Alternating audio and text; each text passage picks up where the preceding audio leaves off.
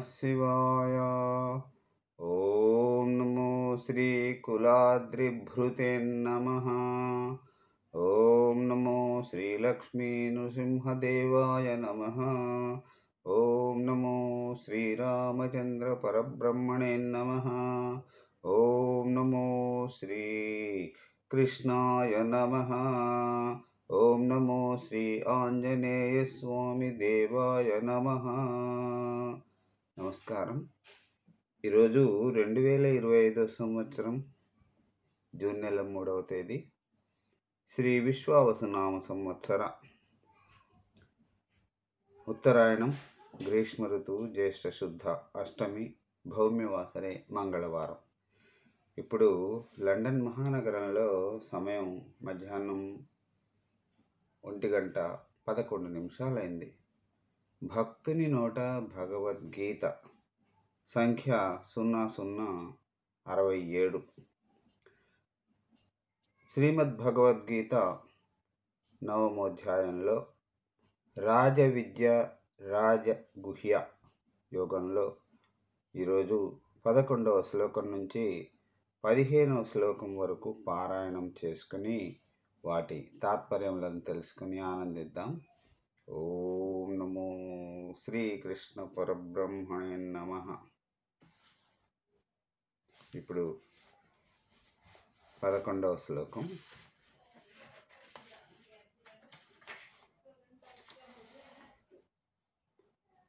అవజానంతి మాం మూఢా మానుషీం తనుమాశ్రితం పరం భావమజానంతో మమ భూత మహేశ్వరం.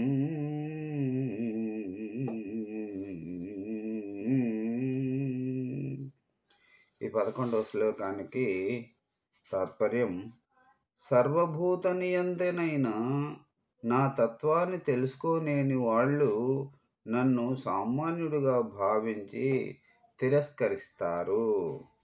ఇప్పుడు 12వ శ్లోకం. మోఘాశా మోఘ కర్మాణో మోఘ జ్ఞాన విచేతస రాక్షసీ మాసురీం చైవ ప్రకృతిం మోహినీం శ్రితా. 12వ శ్లోకానికి అర్థం తాత్పర్యం, అలాంటి వాళ్ళు వృధా ఆశలతో వ్యర్థ కర్మలు చేస్తూ అజ్ఞానం చేత మోహించబడి అసురీభావాలకు లోనైపోతున్నారు. 13వ శ్లోకం. మహాత్మానస్తు మాం పార్థ దైవీం ప్రకృతిమాశ్రితా భజంచనన్యమనసో జ్ఞాత్వా భూతాధీమవ్యయం.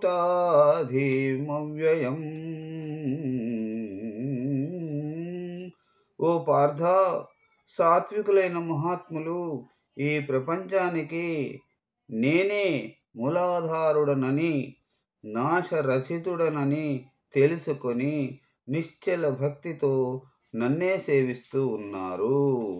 ఇప్పుడు 14వ శ్లోకం. సతతం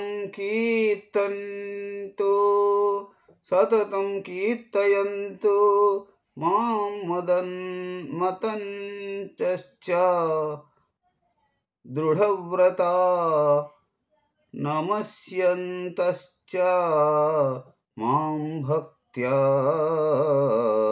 నిత్యయుక్తా ఉపాసతే. మహాజ్ఞాన జిజ్ఞాసులైన అటువంటి వాళ్ళు ఎల్లప్పుడూ నన్నే ప్రార్థిస్తూ భక్తియుక్తులై ఉపాసిస్తున్నారు. ఇక ఈనాటి చివరి 15వ శ్లోకం. జ్ఞానయజ్ఞేన చాప్యన్యే యజంతో మాముపాసతే ఏకత్వేన పృథక్త్వేన బహుధా విశ్వతో ముఖం.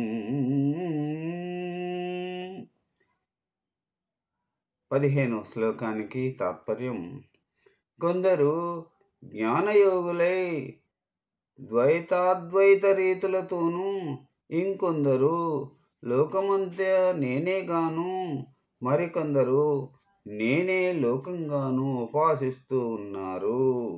ఓం నమో శ్రీకృష్ణం వందే జగద్గురు. సర్వే జనా సుఖినో భవంతు. ధన్యవాదములు. మరి రేపటి భగవద్గీత పారాయణంలో మళ్ళీ కలుసుకుంటాను. అంతవరకు సెలవు. నమస్కారం.